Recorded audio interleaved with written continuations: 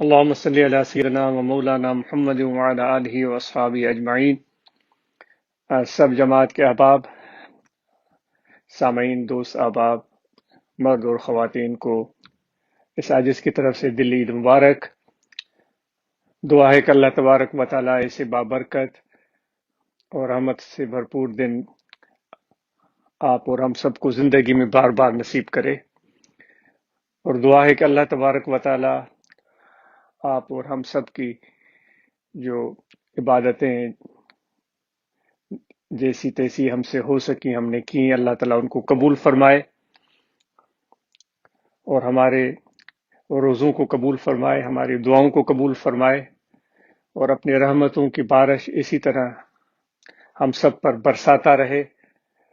اور ساتھ میں ہمیں یہ بھی ذہن میں بات رکھنی چاہیے کہ اس پرمسرت موقع پر ہم ان لوگوں کا خیال کریں جن کے وسائل محدود ہیں، جن کے پاس ذرائع نہیں ہیں، تو ان کے لیے ہم کچھ مسرت کا سامان فراہم کر سکیں۔ تو یہ میرے آقا و مولا حضرت صلی اللہ علیہ وآلہ وسلم کی پیاری سنت ہے۔ تو ہم مت بھولیں اپنے پڑوسیوں کو اور اپنے آس پاس رہنے والے ضرورت مند لوگوں کو۔ اگر ایسے لوگ ہمارے رشتہ داروں میں ہیں تو ان کا حق اور بھی زیادہ بنتا ہے۔ جیسا کہ آپ سب کو معلوم ہے کہ آج کل جو ایک وبائی صورتحال پوری دنیا میں چل رہی ہے، اس حوالے سے آپ اور ہم سب نے پوری احتیاط کے ساتھ کام لینا ہے اور کسی موقع پر لاپرواہی نہیں کرنی ہے۔ جس طرح کا آپ کو پتا ہے کہ حضور نبی کریم رؤوف رحیم صلی اللہ علیہ وآلہ وسلم نے اپنی تعلیمات میں جن چیزوں پر بہت زیادہ زور دیا ہے، تو ان میں دو چیزیں اس وقت میں عرض کر رہا ہوں جو بہت زیادہ آپ نے اس پر زور دیا ہے اور ان کا بار بار تذکرہ فرمایا ہے۔ ایک ہے صفائی اور دوسرا اخلاق حسنہ۔ تو دوستو، چونکہ وبائی صورتحال کا تعلق صفائی کے ساتھ بہت زیادہ بنتا ہے، تو آپ سب احباب کو گزارش کی جاتی ہے کہ ہم صفائی کا خیال رکھیں۔ اس صفائی میں جو سب سے اہم ترین چیز ہے وہ ہاتھوں کی صفائی ہے۔ تو آپ کو ماشاءاللہ اخبار و رسائل میں، سوشل میڈیا پر، ٹیلی ویژن، ریڈیو پر اس طرح کی معلومات ملتی رہی ہوں گی، لیکن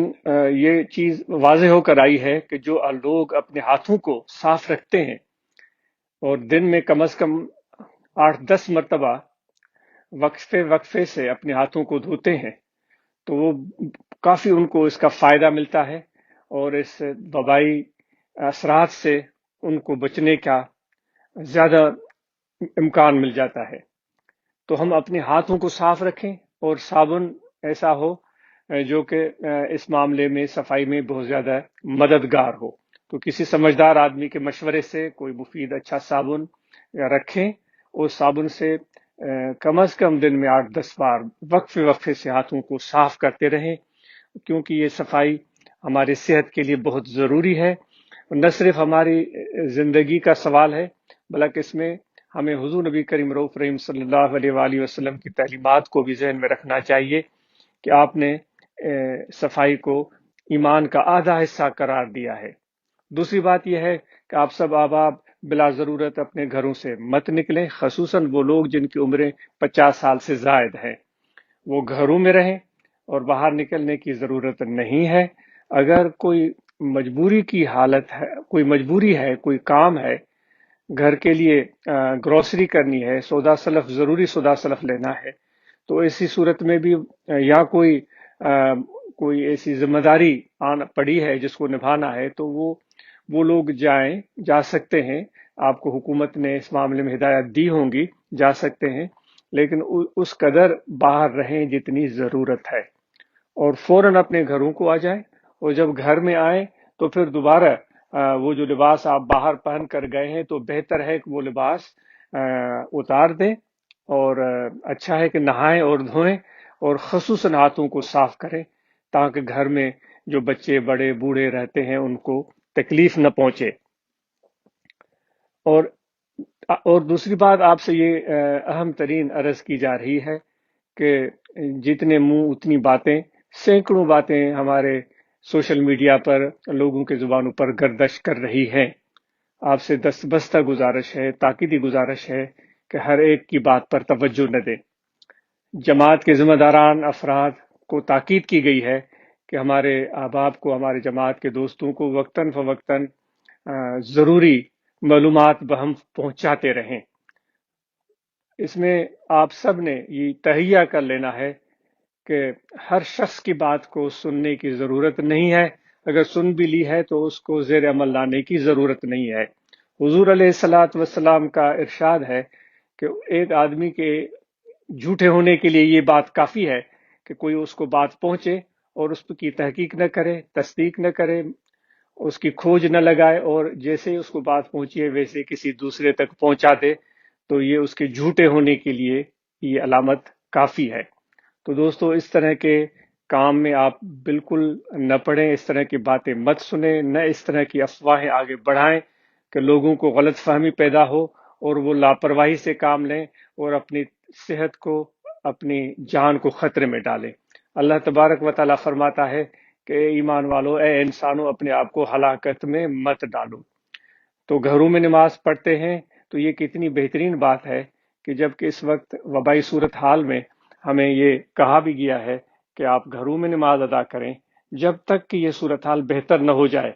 تو گھروں میں نماز پڑھتے ہیں، اگر آپ کے ساتھ آپ کے فیملی ممبر بھی شامل ہو جاتے ہیں، آپ کے بچے اور بچیاں اور گھر والے شامل ہو جاتے ہیں، تو یہ بھی ایک جماعت کی صورت بن جاتی ہے۔ تو دوستو،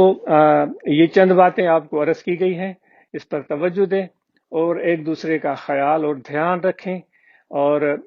جماعت کے جو اراکین و ممبران ہیں، جماعت صلاح المسلمین، روحانی طلبہ جماعت، جمعیت علماء یا عام فقراء اور خلفاء اور علماء حضرات، ان سب کو یہ تاکید کی جاتی ہے کہ مفید کارآمد بات لوگوں تک عام کرنے کی کوشش کریں، اور اس طرح کی مبالغہ آرائی اور فضول بات جس کی بنیاد ہی نہ ہو، جس کی کوئی تحقیق اور تصدیق ہی نہیں کی گئی، اس طرح کی باتیں لوگوں تک پہنچانے کی ضرورت نہیں ہے۔ خصوصاً جو مائک ہاتھ میں پکڑ کر کے بار بار کھڑے ہو جاتے ہیں، اور ہم سب کو بڑا شوق ہوتا ہے کہ ہم مائک ہاتھ میں پکڑیں اور لوگوں کو سنائیں۔ یہ مائک ہاتھ میں پکڑ کر بات کرنا یہ بہت زیادہ ذمہ داری کا کام ہے۔ اس معاملے میں ہم سب مجرم ہیں کہ ہم بے انتہا لاپرواہیاں کرتے رہے ہیں کہ غیر ذمہ دار لوگ مائک ہاتھ میں پکڑ کر کھڑے ہو جاتے ہیں ممبر رسول پر یا کسی اور جگہ پر، اور ہم سمجھتے ہیں کہ یہ ذمہ دار آدمی ہے اور صحیح بات کر رہا ہوگا، اور پتہ چلتا ہے کہ جو بات کی جا رہی ہے اس کی کوئی بنیادی نہیں ہے اور اس کا کوئی فائدہ نہیں ہے، بلکہ نقصان کا امکان ہے۔ تو اس لیے ذمہ داری کا ثبوت دیں اور بہت احتیاط سے کام لیں، اور اپنی دعاؤں کو خدا کی بارگاہ میں ہمیشہ جاری رکھیں کہ اے پروردگار، ہمیں اس مشکل صورتحال میں سے نکلنے کی اسباب عطا فرما، اور سائنسدان ڈاکٹر حضرات جو دن رات لوگوں کی خدمت میں لگے ہوئے ہیں، ہم ان کے مشکور ہیں، اور ان کے لیے دعا کرتے ہیں کہ اللہ تعالیٰ ان ڈاکٹر حضرات کو اور زیادہ ہمت اور حوصلہ عطا فرمائے۔ وہ ہمارے لیے ایک بہت بڑا سرمایہ ہے۔ تو ان ڈاکٹر حضرات کو بھی یہ گزارش کی جاتی ہے کہ وہ بھی ایسی مفید معلومات اپنے حلقے میں عام کرنے کی کوشش کریں جس سے لوگوں کو فائدہ پہنچے۔ تو آپ سب کو دلی عید مبارک، آپ سب کو بہت محبتیں اور بہت پیار، اور اس ناچیز کو اور اس عاجز کے گھر والوں کو، فیملی ممبرس کو اپنی دعاؤں میں یاد رکھیے گا، اور آپ سب اس ناچیز کی دعاؤں میں آپ شامل ہیں۔ اللہ تعالیٰ آپ کو صحت اور تندرستی اور سلامتی سے نوازے۔ اللہ تبارک و تعالی ہمیں طریقہ عالیہ پر استقامت دے۔ اللہ تبارک و تعالی ہمیں ذکر قلبی پر استقامت کی توفیق عطا فرمائے۔ اللہ تبارک و تعالی ہمیں نماز پڑھنے کی توفیق عطا فرمائے، اور ایسے بابرکت دن رمضان کے زندگی میں اللہ تعالی بار بار نصیب فرمائے۔ اللہ تبارک و تعالی ہمیں حسن اخلاق کا مظاہرہ کرنے کی توفیق عطا فرمائے۔ ہم برداشت سے کام لیں، صبر سے کام لیں، تحمل اور بردباری سے کام لیں، کسی کی آزار کے در پہ نہ ہو، کسی کو تکلیف نہ پہنچائیں، کسی کی بارے میں بدگمانی نہ کریں، کسی کو برا بھلا نہ کہیں، اپنی خرابیوں کو ڈھونڈنے کی کوشش کریں بجائے اس کے کہ ہم اوروں کی خرابیاں ڈھونڈتے پھریں۔ اب آپ سب کا بہت شکریہ، دعا میں یاد، جزاکم اللہ خیرہ، وما علینا الا البلاغ۔ آپ دوستوں سے یہ ایک اور ضروری گزارش کرنی تھی کہ جیسا آپ کو پتہ ہے کہ کراچی میں ایک سانحہ درپیش آیا پاکستان انٹرنیشنل ایئر لائن کا، جس میں بے شمار انسان، ہمارے بھائی، ہمارے